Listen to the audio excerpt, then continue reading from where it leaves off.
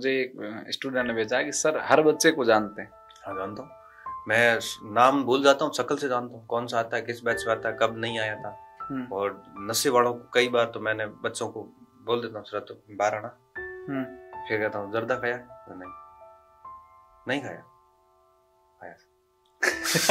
कैसे दिख जाता है? हाँ 2 मिनट में मुझे पता चल जाता है। मोस्टली मैं कह रहा हूँ, मैं लगभग बच्चों को बाई फेस जानता हूँ। और मुझे ये भी पता है कि मेरे किसी भी बैच में हमने 40% रिजल्ट दिए, 100 में से 40 बच्चों के नौकरी है। तो कई बार हम इस विषय पे भी विवाद में रहते हैं कि पेपर तो नहीं ला रहे हैं, ये तो चला था पिछले साल था। हाँ चला था कि तो बच्चों को मैंने इस संस्थान के अंदर आपको बता दूं, मैंने कई बच्चों को नशे जुड़वाए।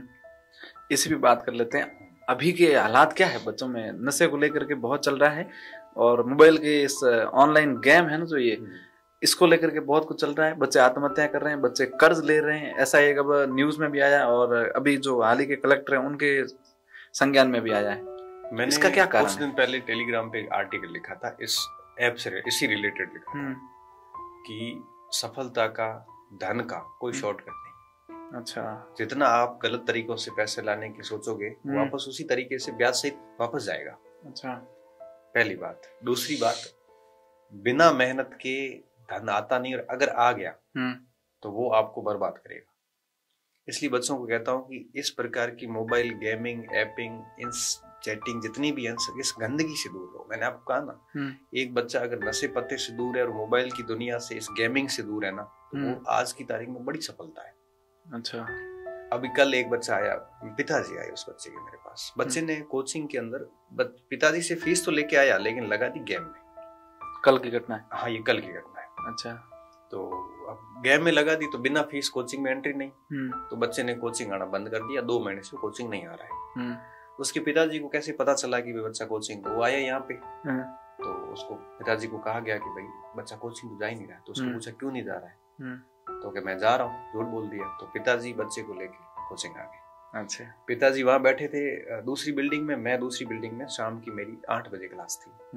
क्लास लेके बच्चा आया, सर मैंने, बच्चे ने सब कन्फेंस स्वीकार कर लिया कि भाई मैंने पैसे ऐसे लिए और मैंने गेम में लगा दिए, अब मुझे बचा दो, मैं भविष्य में ऐसी कोई गलती नहीं करूंगा। अब मैंने कहा क्या दिक्कत है, मेरे को क्यों बता रहा है? क्योंकि पिताजी आए हुए, मैं फेस नहीं कर पा रहा हूँ, आप बताओ। अच्छा, मैं उस बच्चे को ले गया वहां पे।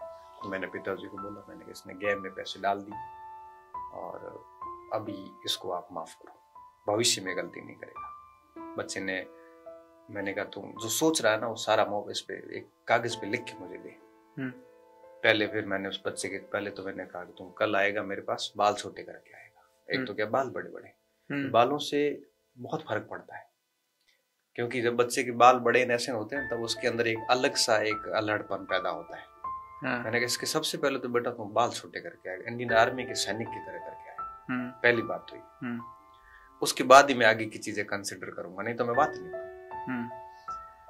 फिर उस बच्चे के पिताजी रोने लग गए। बच्चे के पिताजी ट्रक चलाते हैं, उनकी 3 बेटियां हैं और एक बेटा। सर कि मैं इसके लिए क्या कर रहा हूँ, मैं पैसे तो 20,000 लेके आ जाऊंगा, लेकिन सर इसने 4 महीने बिगाड़ दिए, ये वापस टाइम कैसे आएगा? और ऐसे करते करते वो भावुक हो गए। हम उस समय 5 लोग बैठे थे। मैंने बच्चे को कहा, मैंने बेटा तेरे को इन आंसुओं की कीमत पता है कुछ? मैंने पता है ये लोग गाड़ी रात पूरी चलाते ताकि आप अच्छी एजुकेशन हो, और आप क्या कर रहे हैं? कुछ रिग्रेट हो रहा है अंदर।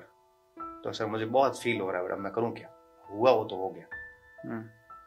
ऐसे करके फिर उसने एक एप्लीकेशन लिख के दी और अब वो वापस संस्थान में पढ़ा है, अपनी पढ़ाई के सिलसिले में पढ़ गया। अब ठीक है, अब कल की बात है, आज आएगा वापस। तो कल जब लिखा, उसके कल की बात है, परसों की बात है, ये दो एक दिन हो गए, शाम की बात है। अब ये स्थिति हो रखी है। जबकि मैं कहता हूँ, मैं माँ बाप को भी कहता हूँ कि बच्चे को मोबाइल दीजिए, सब कीजिए, लेकिन थोड़ा ध्यान तो रखिए कर क्या रहा है, थोड़ा बहुत तो रखिए आप। और कोचिंग टीचर्स को भी मैं कहता हूँ कि आप भी बच्चों को हर दिन समझाइए। मेरे किसी भी बैच के अंदर आपको कोई बच्चा नशा करता हुआ नहीं मिलेगा। बस बैच 4 महीने हो गए हो, हर दिन उनको सुनाता हूँ इस बात को। मैं कहता हूँ कि देखो मैं ये जो कह रहा हूँ ना, तो मैंने चीजें जीवन में लागू की।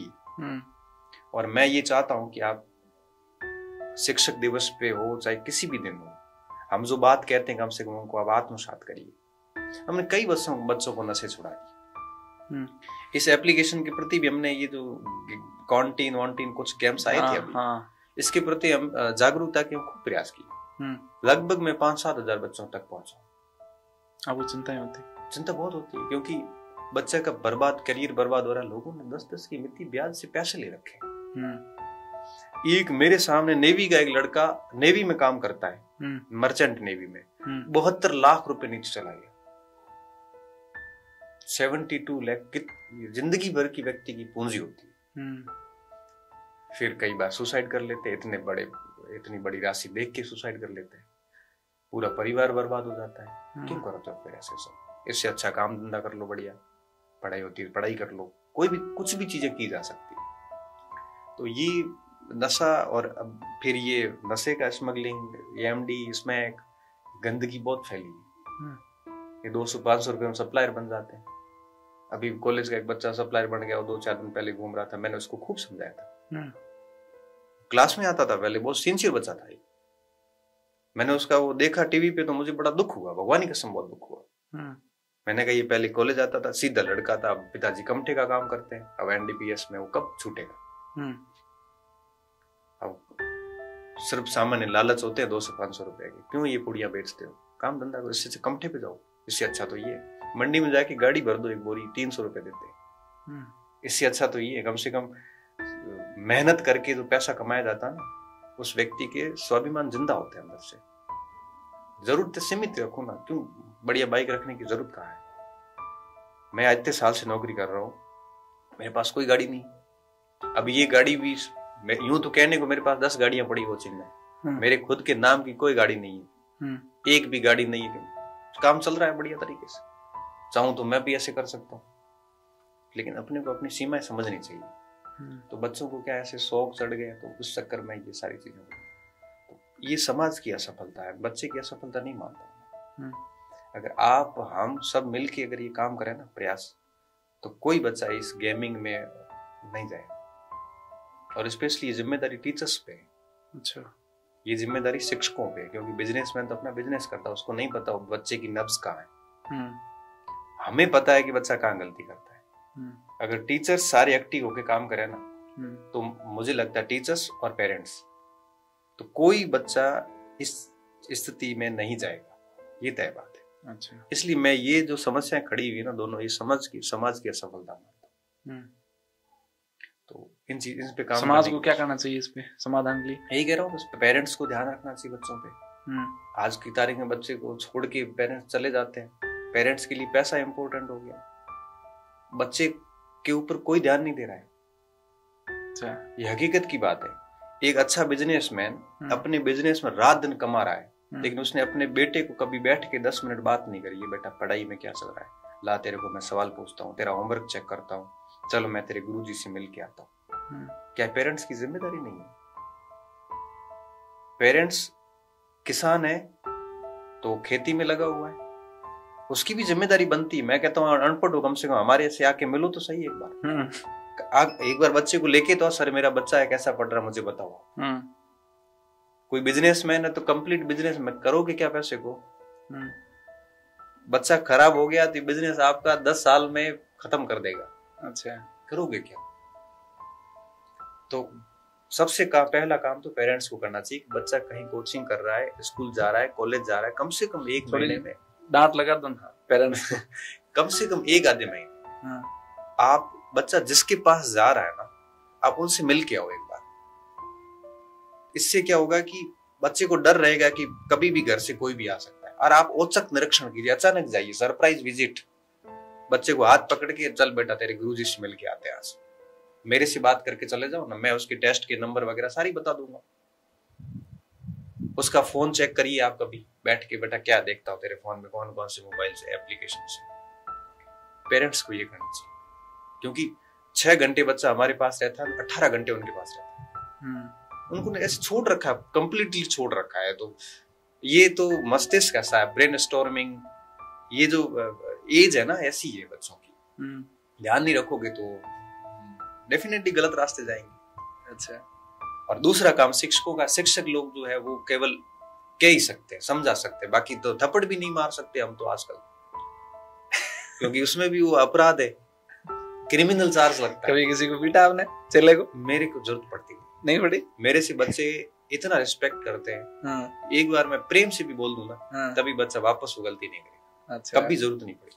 अच्छा। भले बच्चा 8वीं क्लास में मैंने पढ़ाया हो चाहे कॉलेज में पढ़ाया, मेरा अनुभव ये रहा है कि न तो मेरे सामने आज दिन तक कोई बच्चा बोला, न मेरी बात को किसी बच्चे ने अवज्ञा की। क्योंकि बच्चा दो चीजों से डरता है, या तो डंडे से डरा होगा उसको या ज्ञान से डरा होगा। अगर आप अच्छा पढ़ा रहे हैं तो बच्चा, आप मान के चलिए कि वो आपकी हर बात को स्वीकार करेगा, जिंदगी पर रिस्पेक्ट करेगा। और रिस्पेक्ट वाला जो भय होता है ना, वो स्थायी भय होता है। डंडे से तो बच्चा आजकल सामने घूम जाता है, क्योंकि 8वीं तक उसको पीट नहीं सकते। हमें तो खूब कूटा गया था। पिटाई हुई आपकी? खूब। किसने पीटा सबसे ज्यादा? कौन से गुरु थे? हमारे गुरुजी ने, जैसे लक्ष्य सिंह जी थे, संस्कृति विभक्तियां पूछते थे, आती नहीं थी और बुरी तरह से मारते थे, बुरी तरह से, कोई जानवर को मार रहे हैं वैसे। अच्छा। प्रहलाद सिंह जी मारते थे, इंग्लिश नहीं आती थी। एक रामदयाल जी पीटीआई साहब थे, वो तो बहुत बुरी तरह से मारते थे। हमने मार इतनी खाई थी कि हमारा स्वाभिमान पहले ही मर गया था। बाद में कोई मारता था तो लगता था ये प्रोसेस का हिस्सा है। आजकल के स्कूल में बच्चे मार नहीं खाते, यहाँ आने के बाद अगर उसके कुछ भी मार पड़ी ना, तो वो उसको ईगो पे लेगा, उसको लगेगा कि मेरे को कैसे मार,